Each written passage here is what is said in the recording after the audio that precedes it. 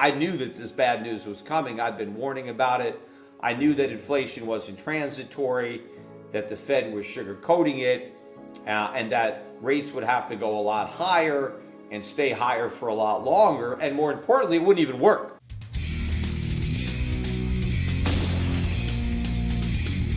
In today's video, Peter Schiff, founder, CEO and global strategist of Euro-Pacific Capital, gives a warning that the 2008 crisis was just the prelude to a larger sovereign debt crisis in the United States that may lead to a collapse of the US dollar.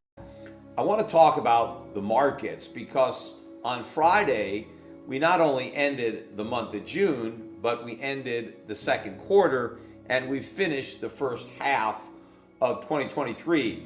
And this year has not gone the way a lot of pundits expected at the end of 2022. After all, inflation was raging, the Fed was hiking rates, and the Fed was now on a trajectory of hiking much faster, where the ultimate peak would be much higher. So all of this was negative news. You know, the stock market got clobbered in 2022 as a lot of this bad news came to the surface. Of course, you know, I knew that this bad news was coming. I've been warning about it. I knew that inflation wasn't transitory, that the Fed was sugarcoating it, and that rates would have to go a lot higher and stay higher for a lot longer. And more importantly, it wouldn't even work. Even though the Fed was going to fight harder to beat inflation, it was still going to lose. Inflation was going to win, although the markets still haven't come to terms with that reality. But based on that negative backdrop, we got this big rally, which again surprised a lot of people, myself included.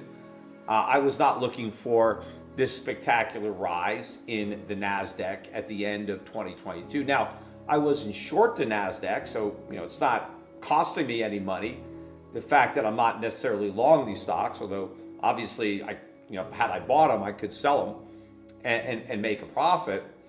And the stuff that I do own has gone up, most of it. Most of my non-gold stocks are up on the year, although my gold stocks are up on the year as well, although they had a pretty weak quarter. But they're still up so far in 2023, but not nearly as much as most of my non-gold stocks, which are doing a lot better than the gold stocks. But looking at what happened in the month of June, the S&P rose 8.3% just on a month. I mean, a very, very strong month. The NASDAQ up 12.8%. The Dow, bringing up the rear, up 3.4%. Russell 2000 also up 8%. But if you look at the NASDAQ 100, it was up 14.5%. And some of the speculative ARK innovation up just under 10%. The Grayscale Bitcoin Trust had a huge month, up 38%, and gold stocks were actually down 2.6%. On the quarter, it was a similar story with the S&P up 8.3%, the Dow up about 3.4%, so pretty much unchanged on the month. The NASDAQ up 12. No, I think I've got some of these numbers wrong because I got the same numbers for the NASDAQ. So I'm not sure. That the NASDAQ 100, though, up 15% on the second quarter. Grayscale up 17.3%. Gold stocks, the GDX, down 7% in the second quarter. I kind of rushed some of these numbers before the podcast, so I think I kind of mixed some of them up. But here's the real important ones, which I know I got these right. In the first half of the year, the S&P 500 is up 15.9%. So this is the best start to a year since 2019. And if you remember, or the best first half, it's not really the start of the year, it's the whole half is over. But what happened in 2019? Well, that's the year the Fed started cutting rates. It surprised everybody by cutting rates. And if you remember, I predicted those rate cuts because towards the end of 2018, when everybody expected the Fed to keep hiking in 2019, I predicted that the next move would be a cut. And I was right. And that surprised the markets. And that's what inspired that big rally. Well, now we've had, as a bigger rally, even though the Fed hasn't even started cutting rates yet. It's still hiking rates and indicating it's going to hike some more. we still got this big rally. And I think it's because the markets don't really believe the Fed. They know the Fed is likely near the end or done hiking, and so that is the relief rally. But again, what the markets still don't get is that inflation is going to get worse, not better. The Fed hasn't won; the Fed has lost. The markets just haven't figured that out yet. So the Dow up 3.8% on this half of the year. So again, not doing that well. Although the Dow was up 3 consecutive quarters. I think it's the only index that is up 3 quarters in a row. The other indexes were down on the fourth quarter, and they're just up the first 2 quarters of 2023. Russell 2000 up 12.3% on the half, and the Nasdaq up 31.7%. That is a huge move. That is the best first half of a year for the Nasdaq since 1983, so 40 years best. But what's more significant is the Nasdaq 100, which is just the biggest Nasdaq stocks.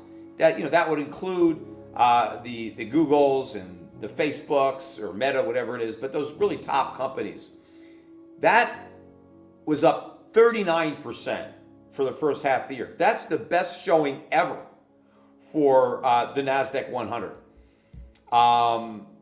The Grayscale Bitcoin Trust up 130%, more than double on the year. But even though it's up 130% on the year, it's still down 67% from its peak. So that really puts the rally in perspective. Shows you how much that trust went down, even with that big gain. The same type of story for the Cathie Wood's ARK Innovation ETF.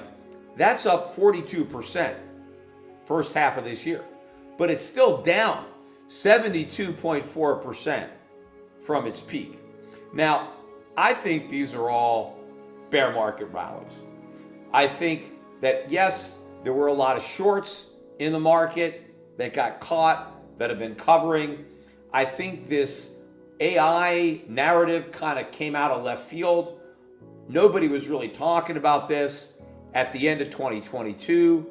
It kind of gathered a lot of momentum in the second half of this year. And so that kind of lit a fire underneath a lot of these big cap tech names that were already going up because of short covering.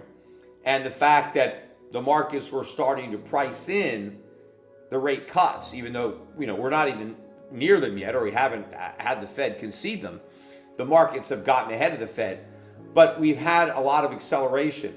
But all the economic news really has been bad. I mean, we've had a little bit of good news. I mean, the employment numbers continue to surprise on the upside. But again, I think this is all very superficial. We continue to get a lot of weak economic data on the week. I pulled up a couple of the lowlights. Dallas Fed manufacturing survey. This is for June, another negative number. Not quite as negative as the previous month at minus 29.1, but still minus 23.2. That's a big negative number. And the production index got worse. It went from minus 1.3 in May to minus 4.2 in June. Personal income and spending numbers, and again, remember, these are not adjusted for inflation. Personal income up 0.4, spending up just 0.1. And in fact, they revised down the spending from April, this is a May number, from up 0.8 to up 0.6.